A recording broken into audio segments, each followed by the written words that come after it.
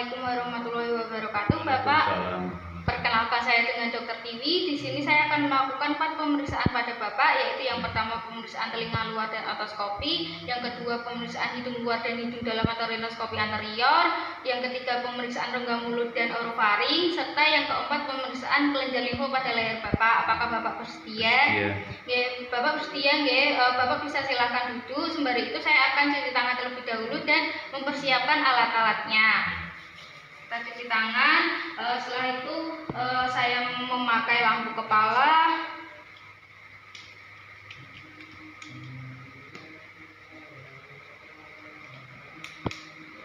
Kemudian selanjutnya kita posisikan pemeriksa berhadapan dengan pasien dengan paha kiri bersinggungan dengan paha kirinya pasien. Selanjutnya yang pertama saya akan melakukan pemeriksaan telinga luar dan juga otoskopi. Nah, untuk telinga luarnya kita lakukan inspeksi terlebih dahulu pada preaurikularnya. Kita lihat apakah terdapat fistul, hemangioma, mikrotia, tanda peradangan dan juga sikatris bekas operasi. Kemudian selanjutnya kita lakukan inspeksi pada retroaurikularnya. Kita lihat apakah terdapat tanda peradangan, fistul dan juga abses. Selanjutnya kita lakukan palpasi. Yang pertama nyeri tekan tragus. Apakah nyeri Bapak? Selanjutnya nyeri tarik aurikular. Apakah nyeri Bapak? Dan nyeri ketok atau nyeri tekan daerah mastoid. Apakah nyeri Bapak? Serta kita lihat juga apakah terdapat sekret yang keluar dari lubang telinga. Selanjutnya kita lakukan otoskopi. Kita tarik telinganya ke atas belakang, kemudian kita periksa untuk liang telinganya. Kita lihat apakah terdapat tanda peradangan, yaitu berupa furunkel, granulasi, radang difus dan juga jamur. Kemudian apakah terdapat korpus alienum atau serangga, adakah cairan atau tidak, jika ada sifatnya apakah serus, mukus, purulen atau sanguinus, kemudian adakah serumen atau tidak, jika ada untuk konsistensinya apakah cair, lunak, padat atau keras. Kemudian apabila CAE-nya bersih, kita lakukan pemeriksaan pada membran timpani.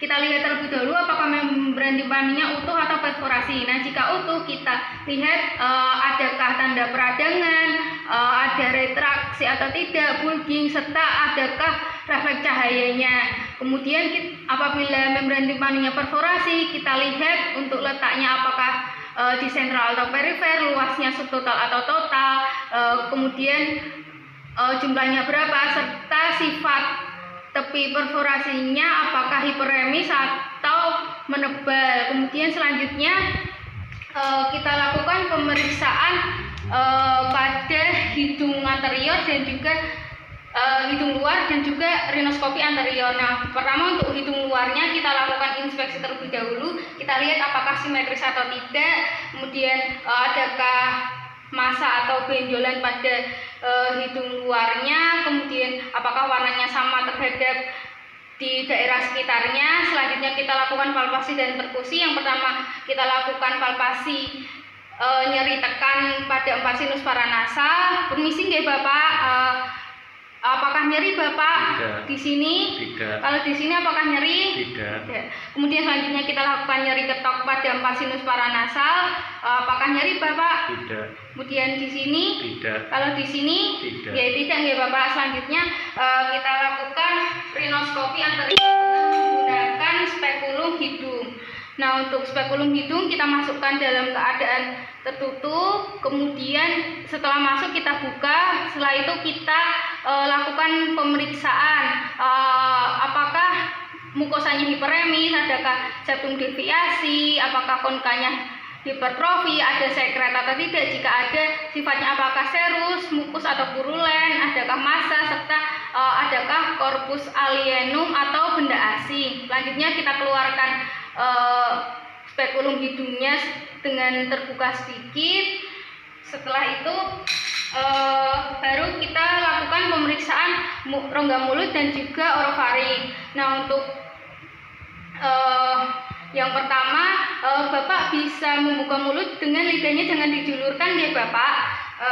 Karena di sini saya tidak ada tong spatel, saya menggunakan sendok sebagai penggantinya. Kemudian kita masukkan tong spatel pada 2/3 anterior lidah. Kemudian kita lakukan inspeksi yang pertama di daerah orofaringnya, di daerah kakung kahum orisnya. Untuk di kahum oris yang pertama kita nilai lidahnya apakah terdapat beslak, kemudian bentuk, ukuran, serta pergerakannya bagaimana.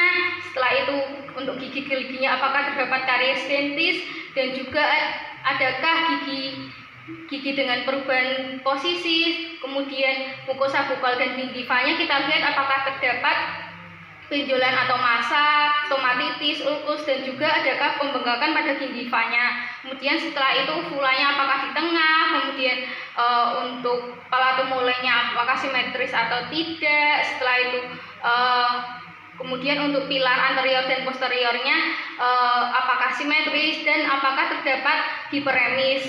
Kemudian tonsilanya apakah terdapat perbesaran tonsila, kemudian apakah terdapat hiperemis, warnanya hiperemis, adakah gripe yang melebar, adakah dendritus atau tidak, kemudian peritonsilernya apakah edem, dan juga permukaan tonsilnya apakah membran.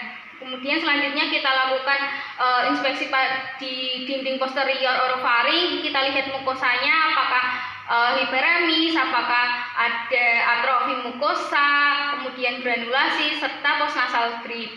Kemudian selanjutnya kita lakukan pemeriksaan kelenjar limfe pada leher. Yang pertama kita lakukan inspeksi terlebih dahulu, kita lihat apakah simetris atau tidak, adakah benjolan atau massa pada lehernya, serta adakah perbesaran kelenjar limfe pada leher pasien. Setelah itu kita lakukan palpasi, di mana akan teraba jika perbesarannya sudah lebih dari 1 cm, dan juga pada saat pemeriksaan kita bandingkan antara yang kanan dan yang kiri. Kita mulai yang pertama di daerah submetal, kemudian submandibular, preaurikular, kemudian postaurikular, kemudian menelusuri muskulus sternocleidomastoideus, supraclavikular, kemudian dan juga infraclavikular. Nah, jika ada perbesaran kita nilai apakah letaknya di mana, apakah letaknya unilateral atau bilateral, kemudian apakah warnanya sama dengan daerah sekitarnya, adakah fluktuasi, adakah nyeri tekan, kemudian apakah mobile atau terfiksir, ukurannya berapa.